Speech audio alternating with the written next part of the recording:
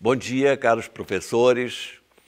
É sempre um prazer enorme começar mais um Papman, programa esse que já de longa duração, desde o início dos anos 1990, e que tem tido um acolhimento muito expressivo por parte de todos vocês. Inicialmente, vou dar as instruções normais. Há sempre professores novos, então, para vocês que são iniciantes nessa nossa atividade, quero dizer o seguinte: de manhã nós vamos ter as aulas expositivas, né? São as palestras. Em cada dia, vocês receberão cada aula de forma escrita, para guardar e ler depois quantas vezes forem necessárias. Vocês receberão os exercícios para serem feitos e discutidos no período da tarde. Há sempre muitos grupos de Papman que discutem durante a tarde a solução desses exercícios.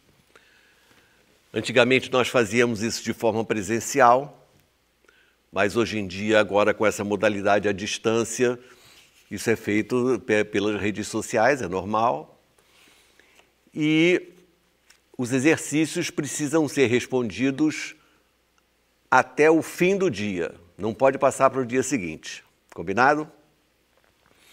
Além disso, como nós vamos ter na sexta-feira a reunião final, né, e a avaliação também antes, né, vocês podem e devem escrever para nós, enviando perguntas de qualquer tipo que vocês quiserem fazer para a nossa equipe, perguntas ligadas a ensino de matemática, história da matemática, problemas de matemática, currículos de matemática,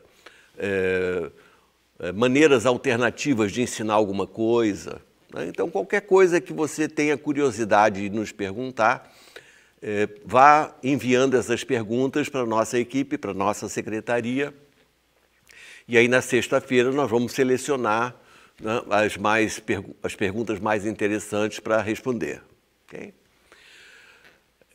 Para aqueles que forem fazer a avaliação final e vão ter que se deslocar, portanto, na sexta-feira de manhã, a avaliação final possuirá uma questão de cada um dos professores palestrantes, e é importante que quem for fazer a avaliação traga uma calculadora. Não pode ser a do celular, claro, mas uma calculadora científica de qualquer maneira, principalmente porque responder questão de matemática financeira sem calculadora é uma coisa impensável, não é? Nós vamos ter novidades para aqueles que já assistiram às versões anteriores. Nós vamos ter a volta da estatística com a professora Flávia Landim. Vamos ter diversos professores que vocês já conhecem, Luciano, Paulo César, Ivail, etc. E o que mais? Vamos ter um professor novo aqui no programa, que é o professor Carlos Gomes, de Natal.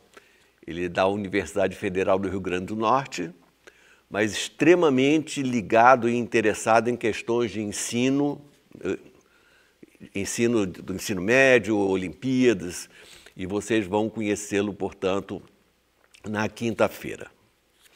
No mais, eu vou, durante os dias, vou dando outras instruções para não me alongar muito nessa apresentação. Sejam, então, muito bem-vindos, aproveitem o programa, porque ele sempre está cheio de coisas bastante interessantes, né? Eu vou, então, começar nossa aula, que é uma continuação da aula do programa anterior. Ela fala sobre áreas e suas ligações com outros assuntos da geometria. Por que eu tenho, nesses últimos momentos, nesses últimos programas, me detido em geometria plana? Pelo seguinte, raciocinando, normalmente a geometria plana é dada no final do ensino fundamental e frequentemente não é retomada no ensino médio, porque o programa do ensino médio fala em geometria espacial. Isso faz com que o aluno do ensino médio chegue ao final e vá prestar um vestibular sem um conhecimento suficientemente sólido de geometria plana. No final do ensino fundamental, os livros didáticos trazem coisas importantes, evidentemente, como congruência de triângulos, paralelas cortadas por transversais, semelhança de triângulos, teorema de Pitágoras, tudo isso é fundamental. Mas ocorre que os exercícios são aplicações diretas daquilo que foi exposto na teoria. Todas as figuras já estão prontas. Não há nenhum problema em que o aluno tenha, não há, digamos, em geral, né? Nenhum problema em que o aluno tenha que construir a própria figura. E tudo isso, essa prática é fundamental para o aluno ter segurança no vestibular nas questões de geometria plana, que evidentemente aparecem. Um exemplo aqui fora do nosso contexto da aula, mas eu peço a vocês que pensem na seguinte questão. Imaginem um paralelepípedo retângulo. Não, vamos mudar. Imaginem um trapézio retângulo, para ficar mais simples. Um trapézio retângulo, pensaram? Ok. Ponha a medida da base maior como A. Ponha a altura como B. E considere que os outros dois lados têm mesma medida x. Calcule o valor de x em função de A e B. Então, isso é um enunciado em que o aluno, em primeiro lugar, ele tem que transformar aquele texto numa figura. É preciso, então, ter uma vivência, uma experiência de fazer questões desse tipo, não é?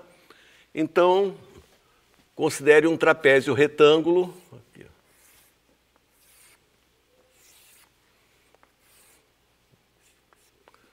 Pronto, trapézio retângulo. O que eu disse?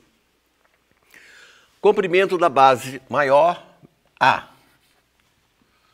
Comprimento da altura, B. E considere que os outros dois lados têm a mesma medida, x. Calcule x em função de A e B. O que acontece nessa situação? O aluno precisa interferir na figura de alguma forma para buscar uma solução. Isso no 8º e no 9º ano do ensino fundamental não tem ocorrido. As figuras, em geral, já são apresentadas completamente prontas. Então, o aluno tem que pensar, o que eu vou fazer com essa situação?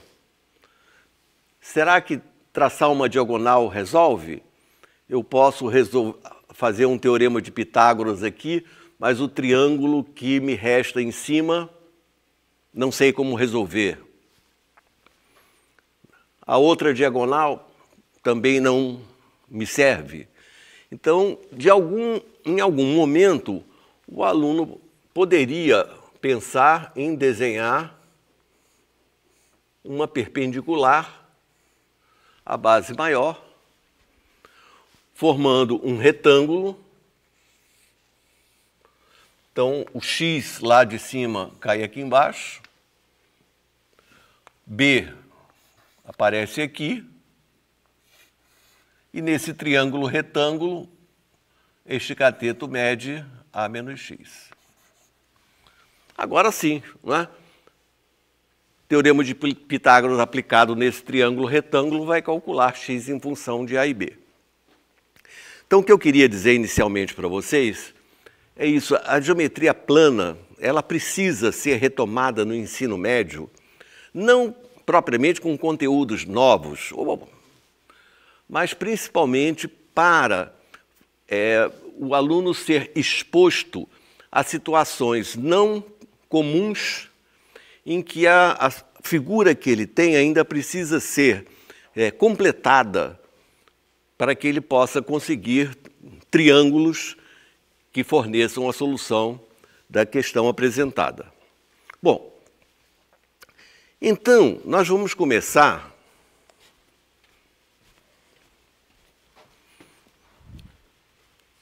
falando da área do triângulo. E aí todo aluno sabe a área do triângulo é base vezes altura sobre 2, é a fórmula básica. Mas precisa saber algo mais.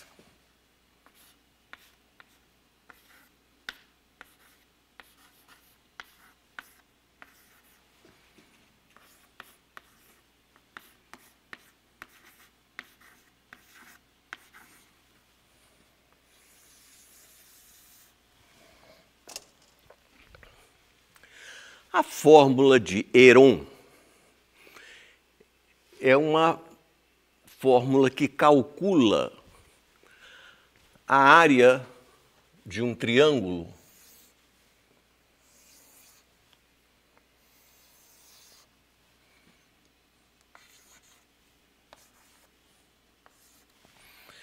em função dos seus 3 lados.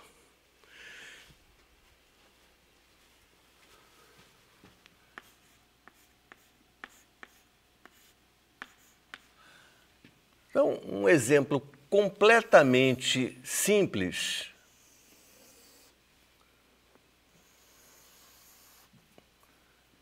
é pedir a um aluno que calcule a área desse triângulo. Ele vai ter dificuldade, porque a fórmula que ele conhece, que é base vezes altura sobre 2, não se aplica diretamente aqui.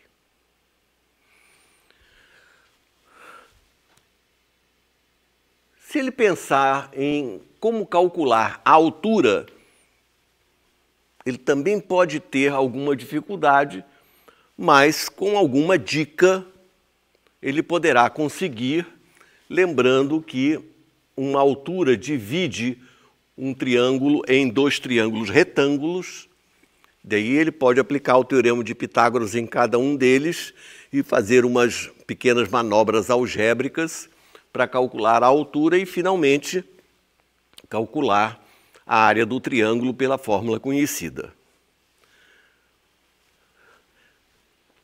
O matemático Heron, há 2000 anos atrás, obteve uma fórmula muito simpática para fazer isso de maneira extremamente rápida. A fórmula é assim. Primeiro, o aluno deve calcular o semiperímetro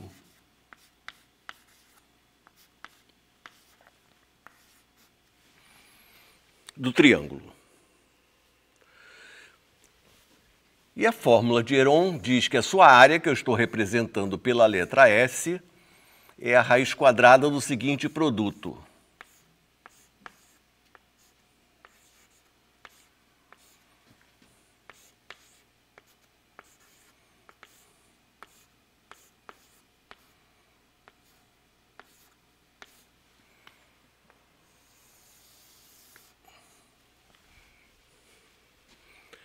Alguém pode dizer, essa fórmula tem um aspecto horroroso, mas não é verdade.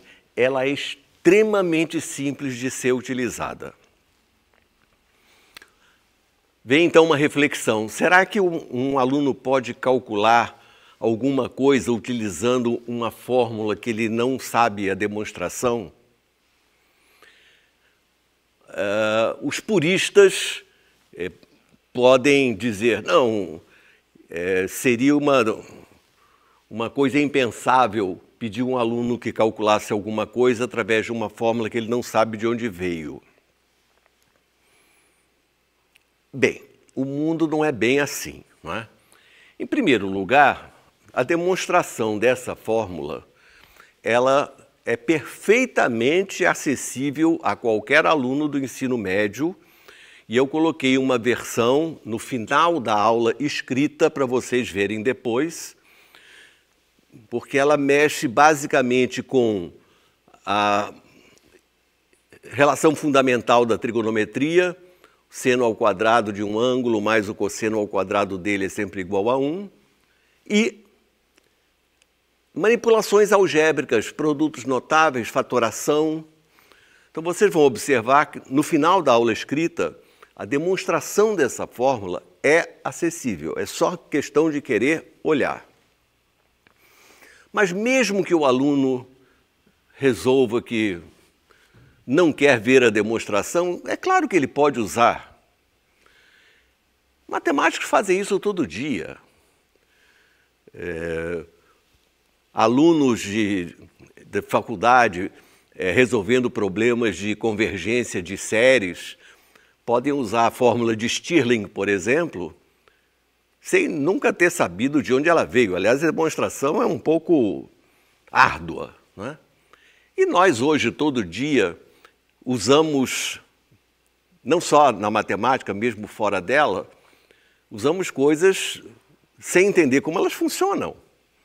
O nosso celular, por exemplo, o nosso carro, tem muita coisa que a gente utiliza para obter algum resultado, para obter algum conhecimento, sem saber por dentro o que está acontecendo, não é? Então a fórmula de Heron, se você quiser saber a demonstração, ela está disponível, mas você pode usar e deve usar assim, sempre que for necessário e você achar conveniente. É como eu digo, para uma criança que tem uma bola e quer saber o volume da bola, não custa nada dizer, meu filho, o volume dessa esfera que você está segurando é 4/3 πr ao cubo.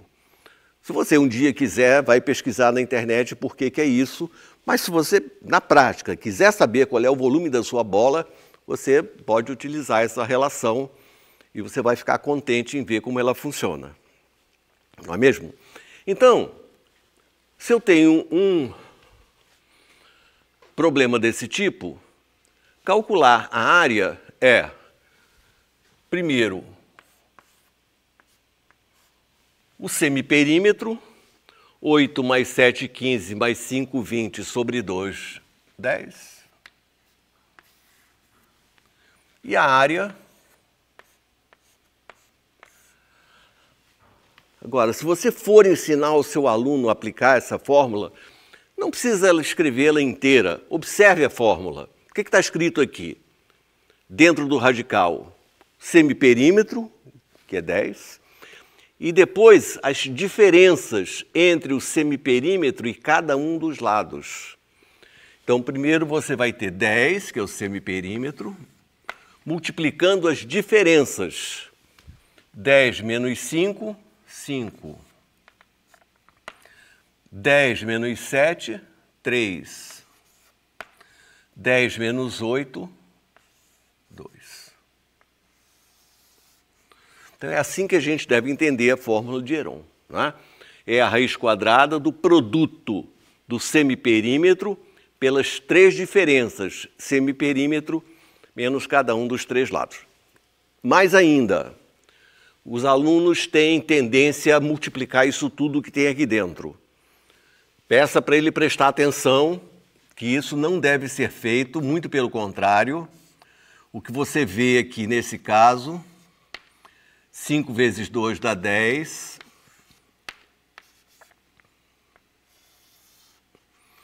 Então, o que tem aqui dentro desse radical é 10 vezes 10 vezes 3, portanto, retirando do radical, essa área mede 10 raiz de 3. Então, não faz mal que a gente ensine essa fórmula alternativa para os alunos, porque ela é muito eficiente, apesar do tamanho, ela é simpática e é muito fácil de ser utilizada.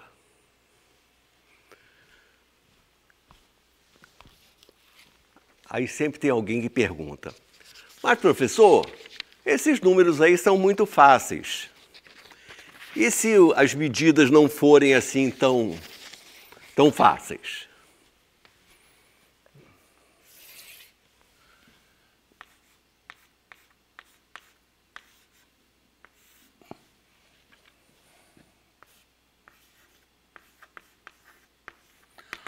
Vamos colocar no segundo exemplo, ainda da fórmula de Heron, as medidas dos lados 3,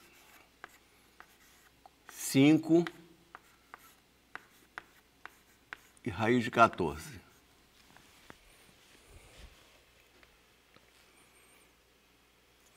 Observem o que vai acontecer na utilização da fórmula de Heron. O semiperímetro é 3 mais 5, 8, mais raiz de 14 sobre 2.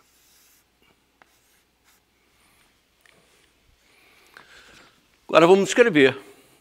Eu vou escrever S ao quadrado, só para não ter que colocar o radical, né? A área ao quadrado, preste atenção, não me deixe errar. P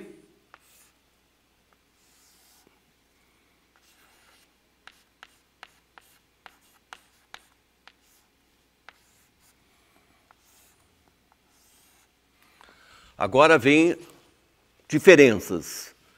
P menos cada um dos lados.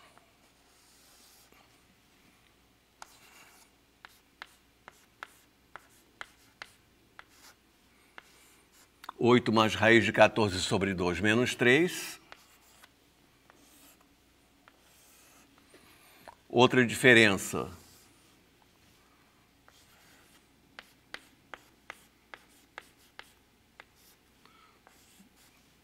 P menos o segundo lado, 5. Terceira diferença.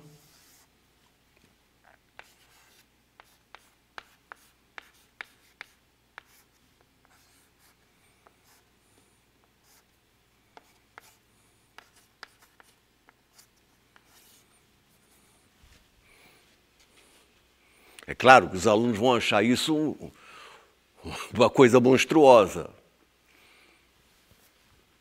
Mas dê confiança. E vamos observar o que vai acontecer aqui.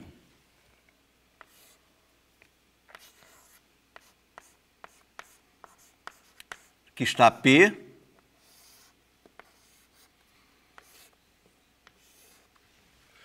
Agora vamos fazer 8 menos 6, que é 2, mais raiz de 14.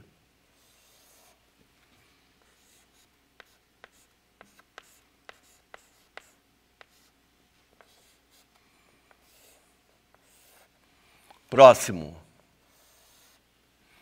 8 mais raiz de 14 menos 10 significa menos 2 mais raiz de 14.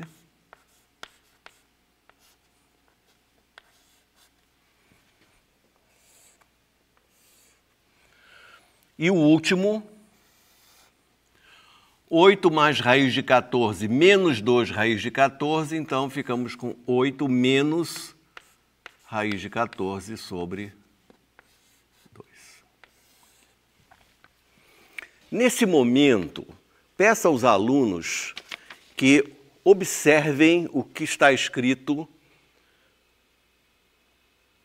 e veja como ele pode grupar coisas para facilitar a vida. Veja o primeiro e o último.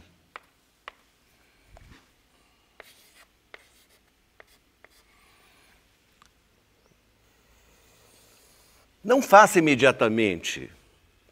Espere que os alunos percebam que alguma coisa está acontecendo aí. Primeiro numerador.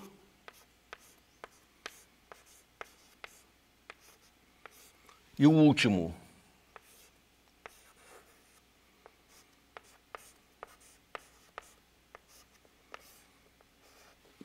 Produto dos denominadores, 4. Agora os dois termos do meio.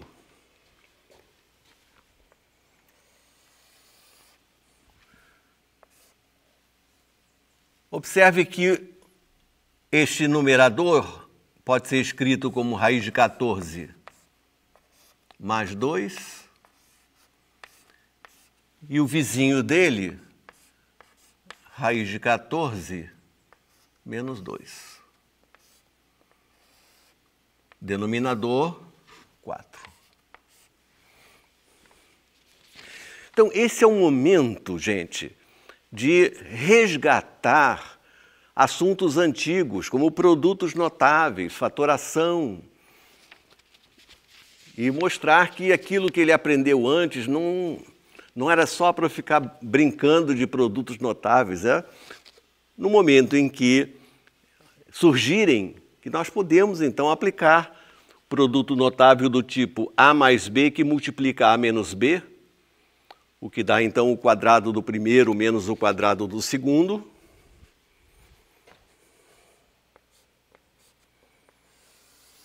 O quadrado do primeiro é 64, menos 14.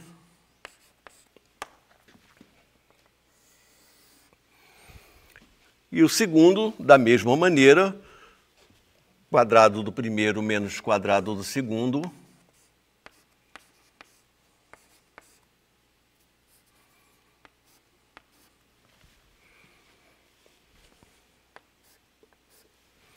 Então, nós vamos ter 50 sobre 4.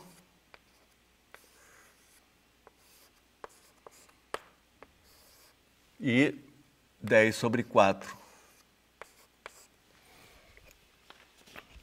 25 sobre 2. 5 sobre 2.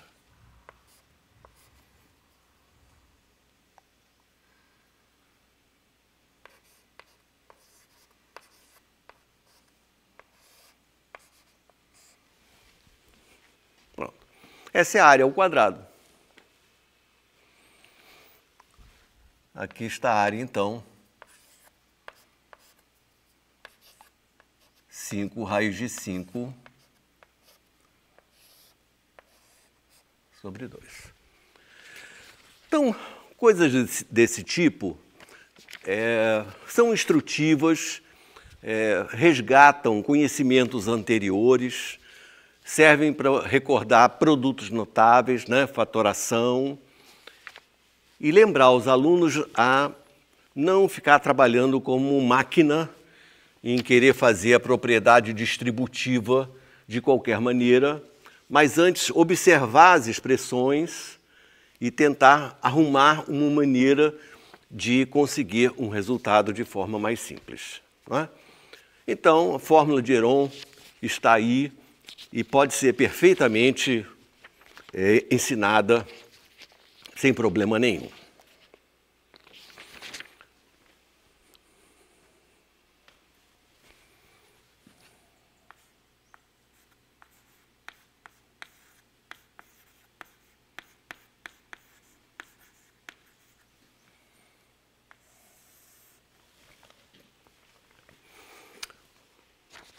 Outro resultado que eu queria enfatizar é um teorema que diz o seguinte, que relaciona áreas de figuras semelhantes.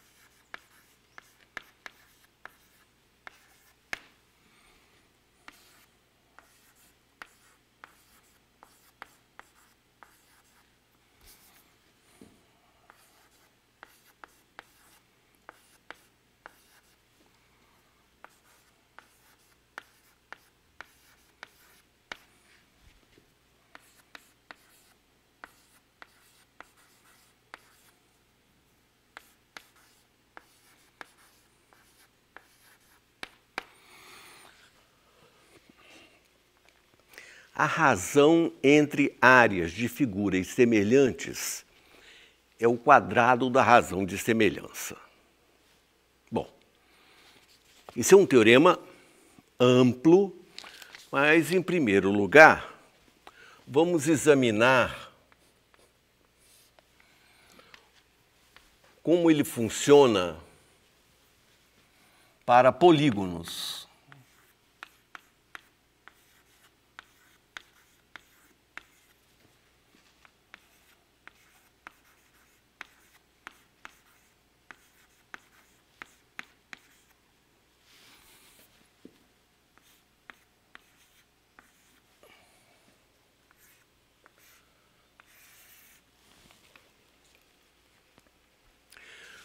Pois bem, a definição de polígonos semelhantes pode variar um pouco de texto para texto.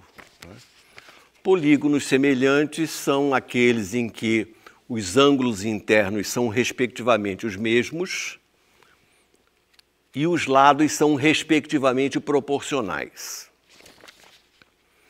Uma outra forma de dizer a mesma coisa é dizer que polígonos semelhantes são os polígonos que podem ser divididos em triângulos respectivamente semelhantes. Então, se eu demonstro esse teorema para um triângulo, evidentemente que eu terei demonstrado para dois polígonos semelhantes quaisquer, encarando então polígonos semelhantes como polígonos que possam ser divididos em triângulos respectivamente semelhantes. No caso dos triângulos, isso é muito fácil.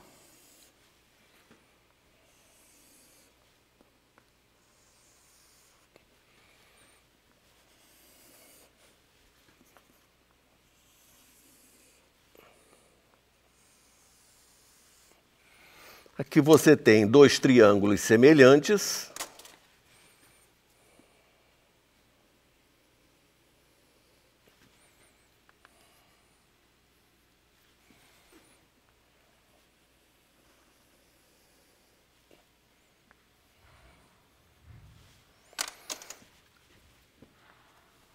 Vamos chamar S e S' suas áreas, bases A, linha, alturas H e H'.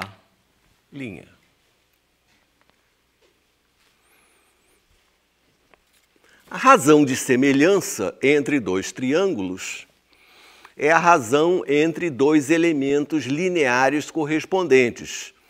Razão entre dois lados correspondentes, entre duas alturas correspondentes, entre duas medianas correspondentes, entre os raios dos círculos inscritos e assim por diante.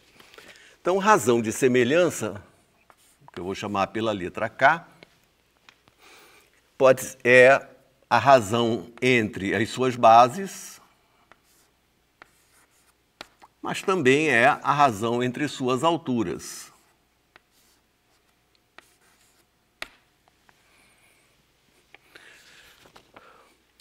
Nesse caso, eu escrevi a razão de semelhança do primeiro triângulo para o segundo.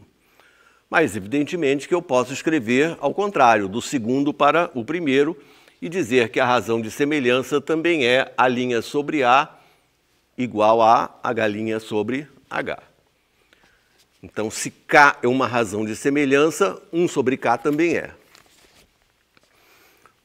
Logicamente, quando eu divido a área do primeiro pela área do segundo, eu estou calculando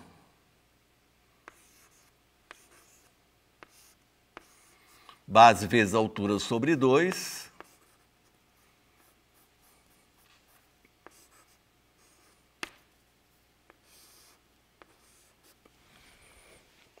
base vezes altura sobre 2, isso é A sobre A' que multiplica H sobre H',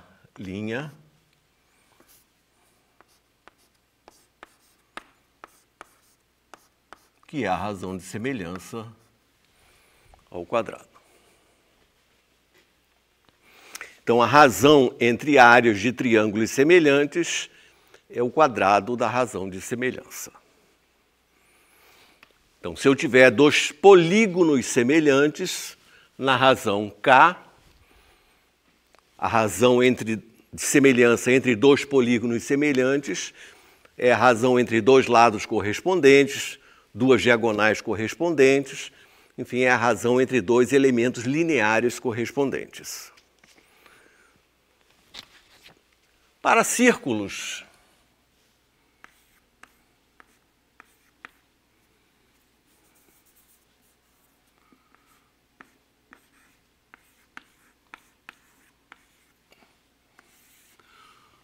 o resultado é completamente natural.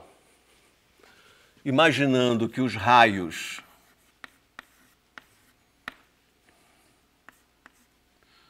sejam R e R', então a razão entre áreas de dois círculos, claro que dois círculos são figuras semelhantes,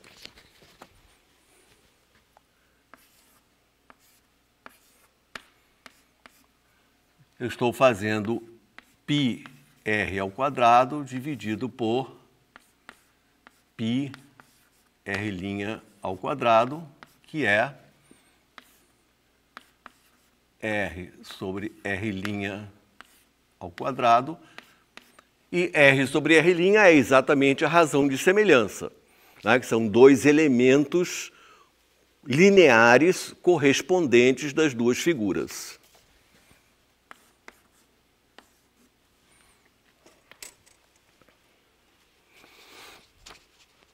Bem, como eu disse, esse teorema é mais amplo, ele não se prende a figuras geométricas.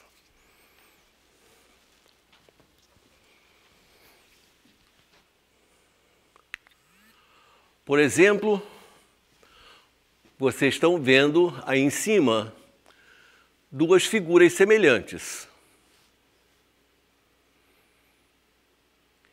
Imagine que a área da figura da esquerda seja S, a área da figura da direita seja S', e embaixo você tem as medidas compreendidas entre duas verticais na ponta do focinho e na extremidade da cauda, A e A'.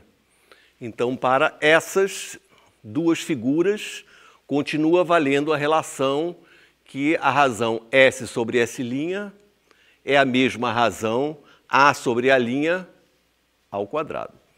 Quadrado da razão de semelhança, portanto.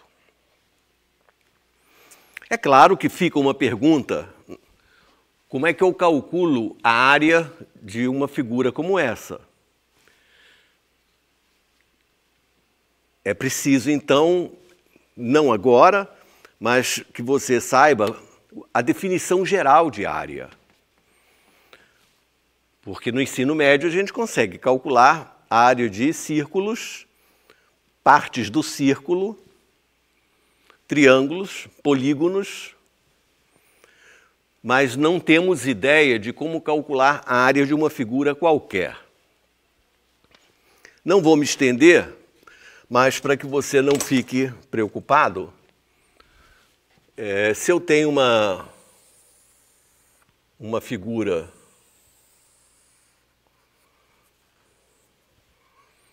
e eu quero saber o que é a área disso, né? Como é que se define a área de uma figura como essa?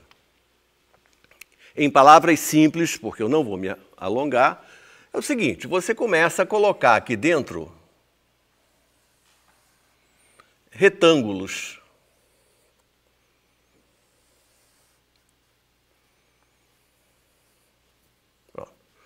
Que você tem um retângulo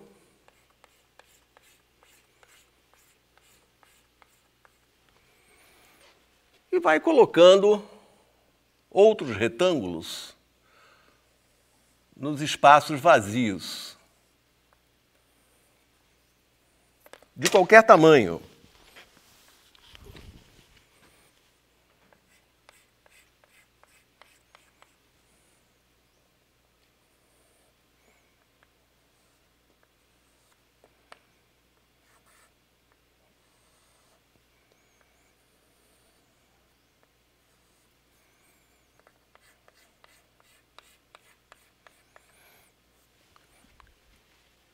Então, sempre que você tiver um pedacinho ainda vazio, você vai preenchendo, vai construindo retângulos aqui, ó.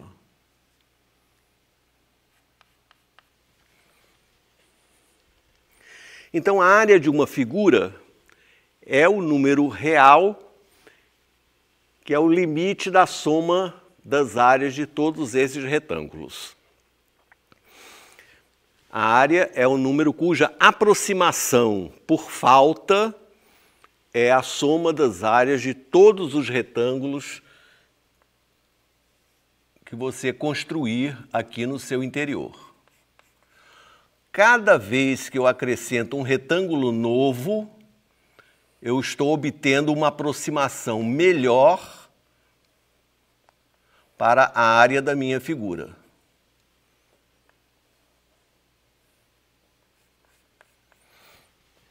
Então, a soma das áreas desses retângulos já é uma coisa, um número que está se aproximando da área da minha figura. Cada novo retângulo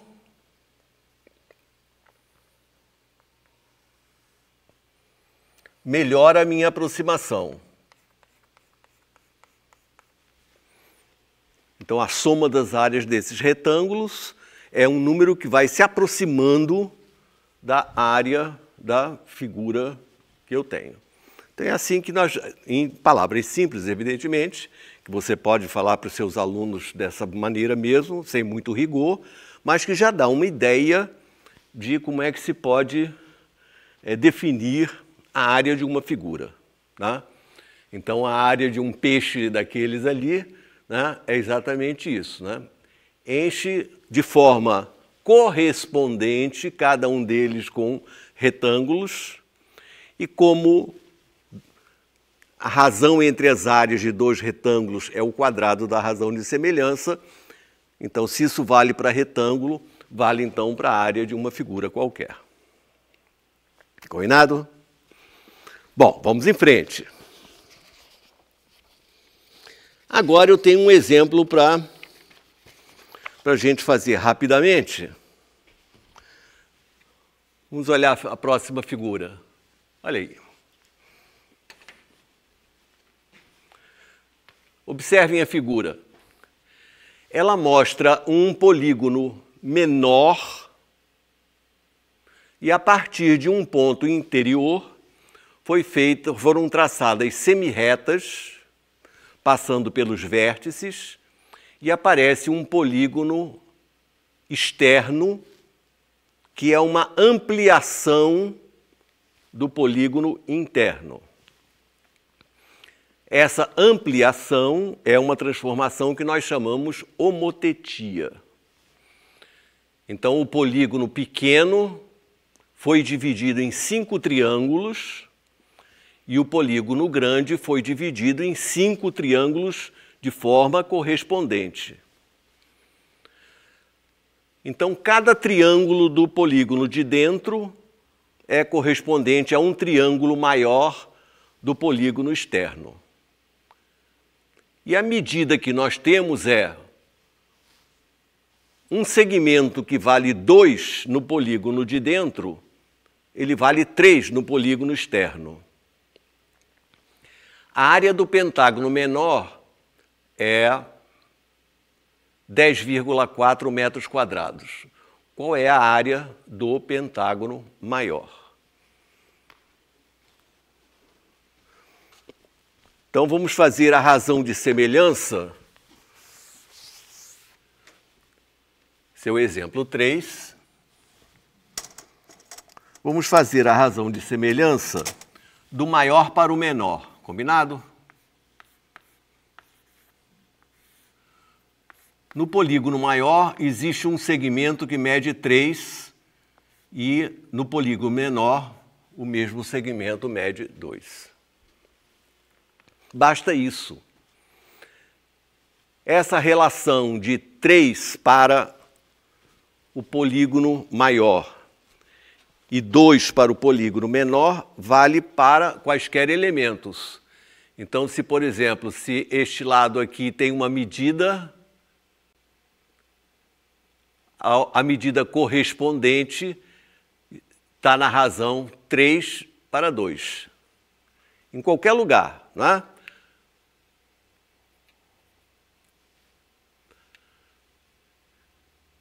A razão entre o lado maior e o lado menor correspondente é sempre 3 para 2. Porém, a razão entre as áreas, a área do polígono maior, S, dividido pela área do polígono menor, que é 10,4,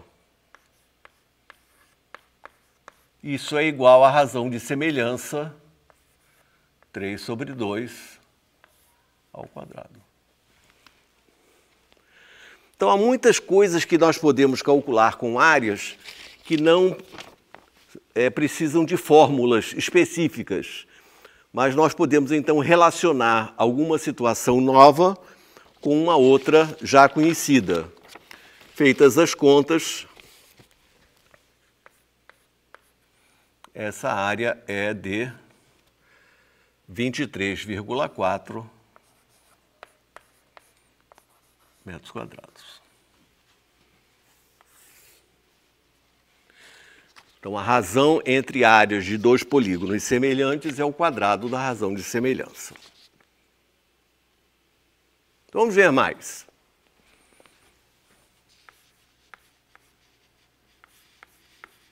Um quarto exemplo.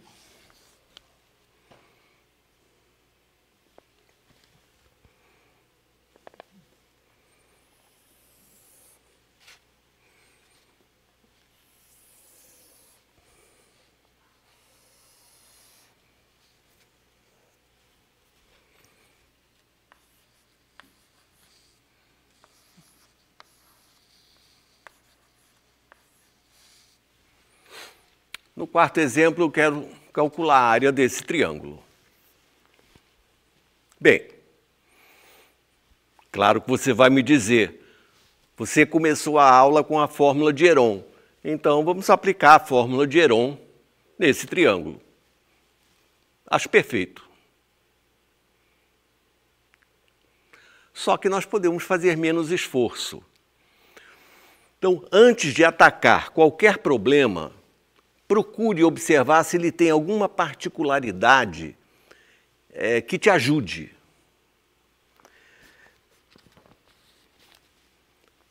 Observe essas medidas. Todos esses números são múltiplos de 6, não é verdade? Então, vamos considerar um triângulo menor, semelhante.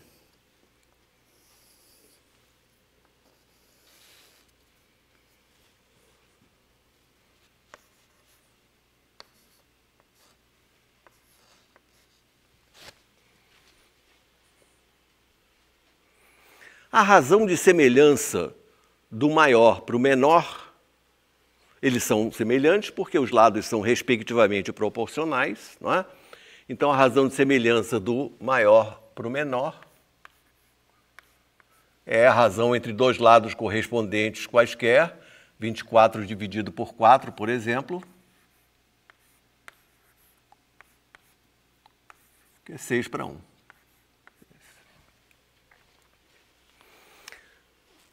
O que eu vou fazer? Eu vou aplicar a fórmula de Heron para o pequenininho, porque sou preguiçoso, então eu vou ter um trabalho muito menor. E aí vou aplicar o fato que a razão entre áreas de figuras semelhantes é o quadrado da razão de semelhança. Vamos chamar por G a área do triângulo grande e P a área do triângulo pequeno. P grande, né? Isso é P.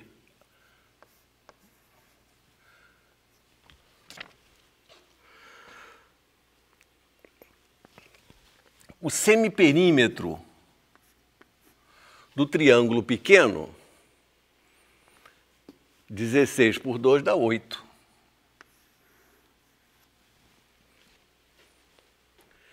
Então, a área do triângulo pequeno é a raiz quadrada de, como é mesmo, semiperímetro multiplicado pelas diferenças de P, semiperímetro, e cada um dos lados. 8 menos 4, 4. 8 menos 5, 3. 8 menos 7, 1. Essa é a área do triângulo pequeno, que dá, então, 4 raiz de 6, né?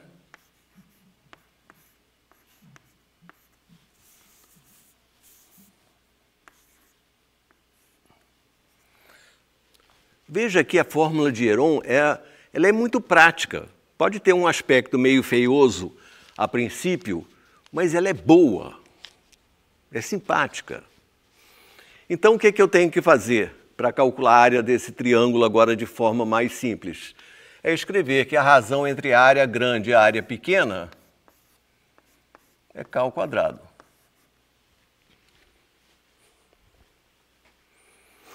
Então, a área do triângulo grande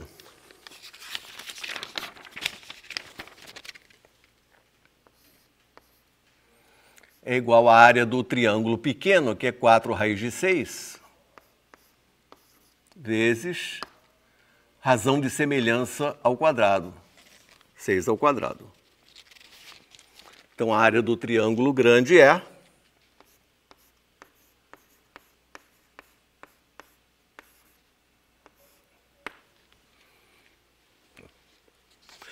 Observe que eu poderia ter aplicado a fórmula de Heron para o triângulo grande, sem problema nenhum.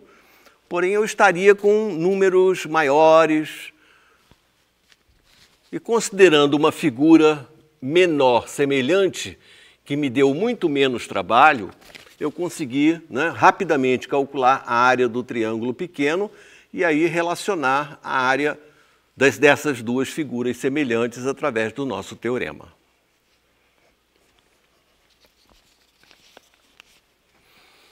Tudo bem? Bom, eu tenho mais ainda um problema importante para fazer, ligando tudo o que eu falei hoje.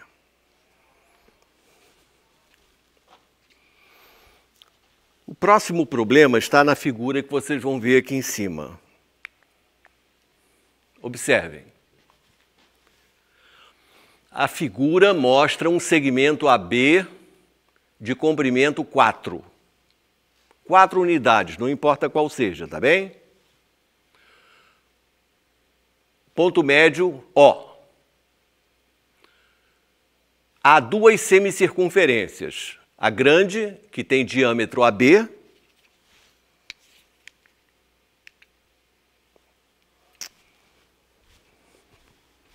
momento.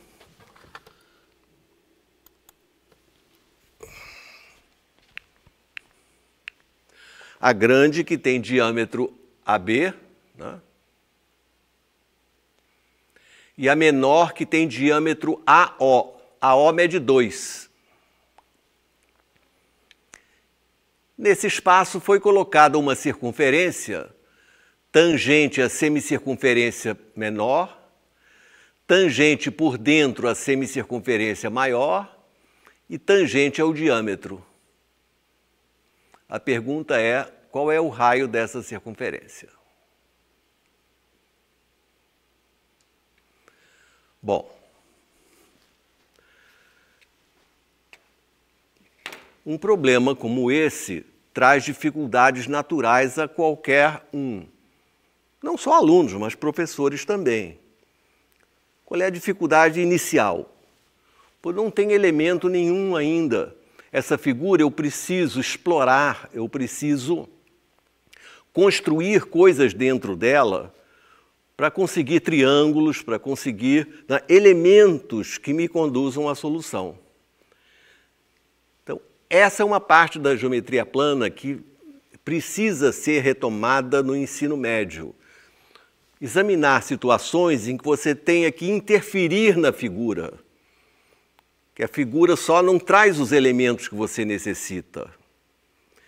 E você se acostumar a resolver problemas de geometria em que todas as figuras já aparecem prontas, é uma coisa irreal. Tá? Isso não conduz a um ensino permanente, efetivo. Então vamos atacar esse problema. Enquanto eu faço a minha figura, você faz aí no seu caderno e procura ver se você tem alguma ideia para começar. E dentro de minutos nós vamos estar reunidos de novo. Ok, gente? Tiveram algumas ideias? Vamos mostrar aqui o que a gente pode fazer.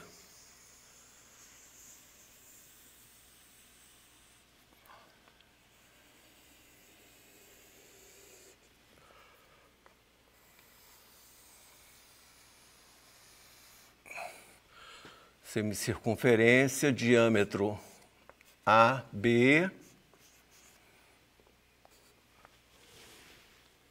centro O,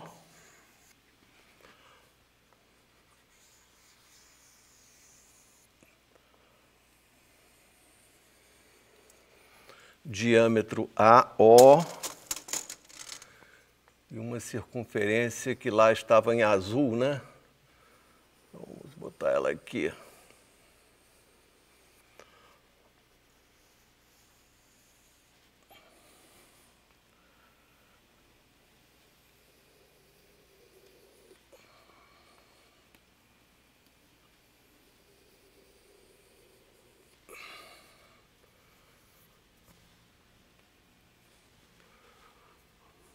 Mais ou menos, né?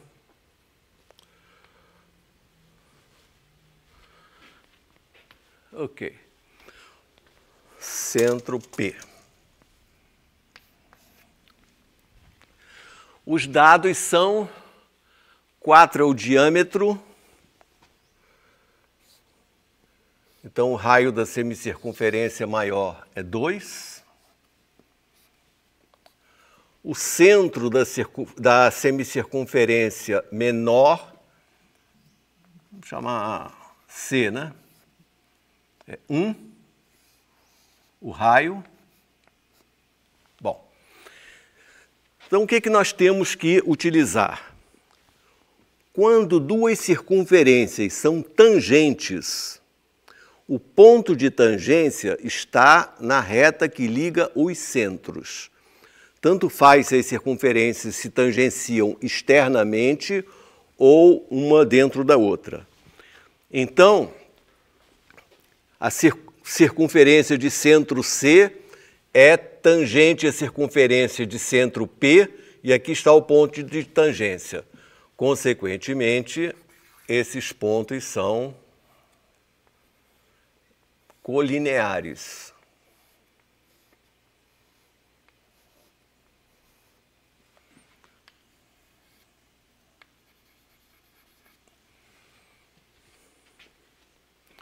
O que mais? A circunferência de centro O e a circunferência de centro P são tangentes. Então, o ponto de tangência está na reta que passa pelos dois centros.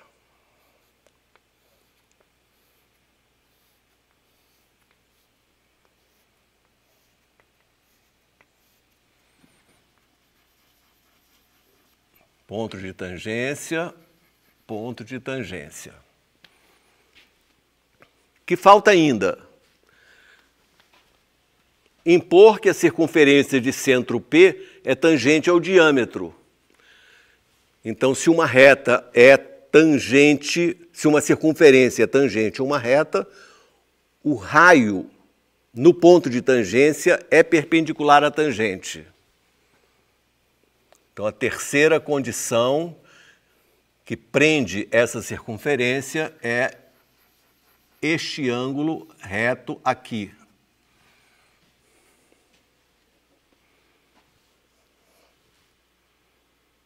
Tudo certo? Que nós temos o raio da semicircunferência menor aparece aqui, 1. O raio da circunferência de centro P, eu não sei, vou botar uma letra X.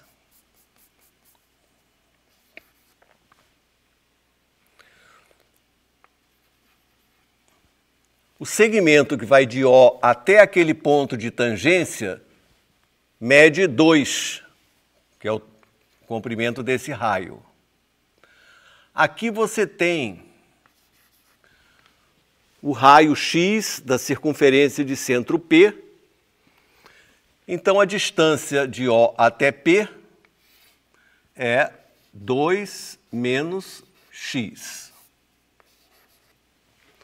De O até o ponto T é o raio da semicircunferência grande, 2. Se aqui é o raio da circunferência de centro P, então este segmento mede 2 menos X. Agora, você vai observar esse triângulo que eu estou aqui assinalando. Olha bem para ele.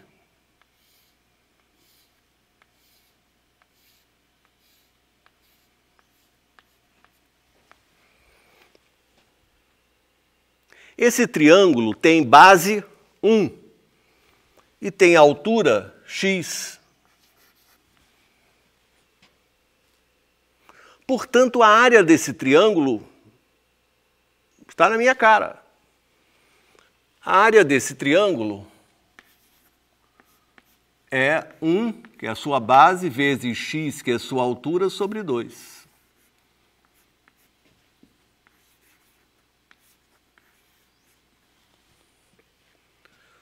Mas a que isso me leva? Me leva à solução, porque eu tenho uma outra forma de calcular a área desse mesmo triângulo. Eu aprendi a fórmula de Heron. Então, agora nós vamos obter a solução de um problema calculando a mesma coisa por 2 caminhos diferentes. Isso nós já tínhamos feito no programa anterior. Utilizar área não como para obter um resultado, mas como ferramenta para obter uma outra coisa, né? De tal maneira que eu tenho uma situação em que eu possa calcular a área utilizando 2 caminhos diferentes. Portanto, quem sabe a fórmula de Heron tem mais possibilidade de resolver inúmeros problemas calculando área por duas maneiras distintas. Então, vamos ver o triângulo COP.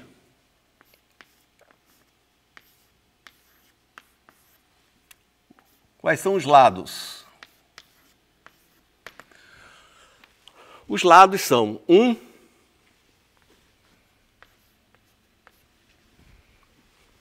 o lado maior, que é 1 mais x,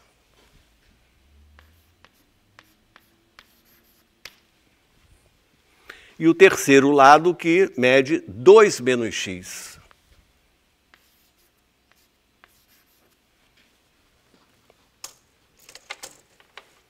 Vamos aplicar a fórmula de Heron aí. Qual é o semiperímetro?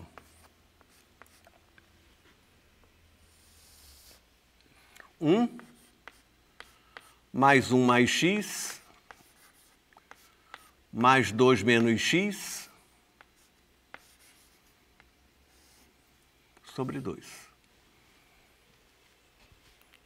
E aí o que nós dizemos? Mas que sorte! O semiperímetro não depende. O semiperímetro é sempre 2. Bom, isso me dá um ânimo novo. Vamos escrever a fórmula de Heron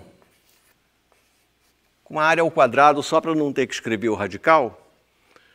Com E mesmo. Semiperímetro, 2. E agora, as diferenças semiperímetro menos cada um dos lados. 2 menos 1. Vou escrever primeiro tudo por extenso. 2 menos 1 mais x, que é 2 menos 1 menos x. E 2 menos 2 mais x, que é 2 menos 2 mais x. Olha a fórmula de Heron funcionando.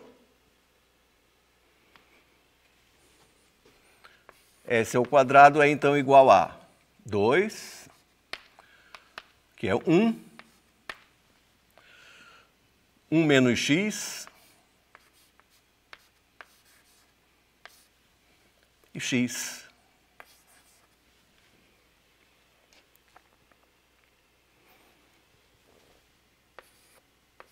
Ou seja,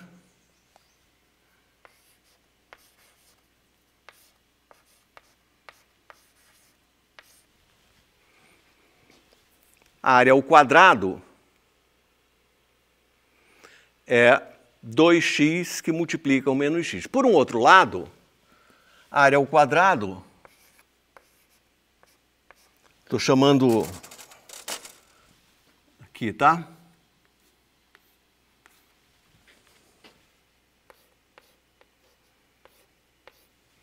A área ao quadrado é x2 sobre 4.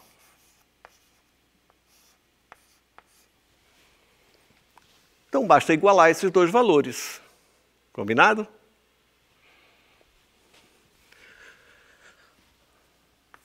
Dois x que multiplica 1 menos x igual a x2 sobre 4.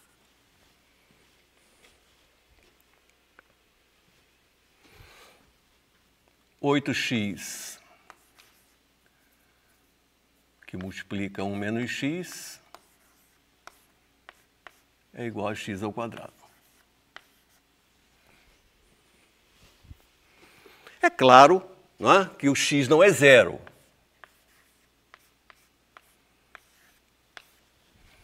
Então eu posso simplificar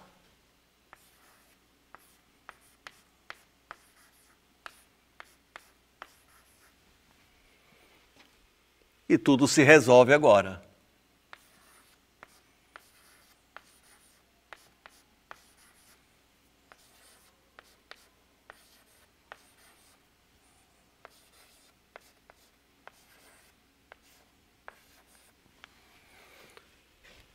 Então, calculamos alguma coisa de aparência muito difícil.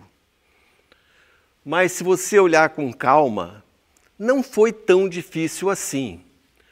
O que ocorre é que eu aprendi mais coisas, eu tenho mais ferramentas. Então eu posso relacionar coisas diferentes e obter, então, soluções desse tipo.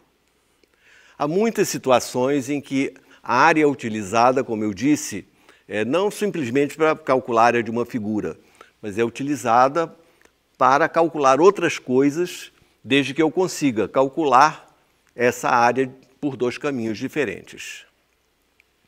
Vocês vão ter, nos exercícios de hoje à tarde, 3 questões. Dessa vez elas não estão fáceis, mas é bom que vocês pensem em olhar para uma figura e relacionar os exercícios com a aula que vocês acabaram de ver agora. Tudo que está nos exercícios tem uma ligação estreita com o que eu falei hoje. Então eu espero que vocês se divirtam, que vocês aproveitem, né? E logo mais vem o professor Luciano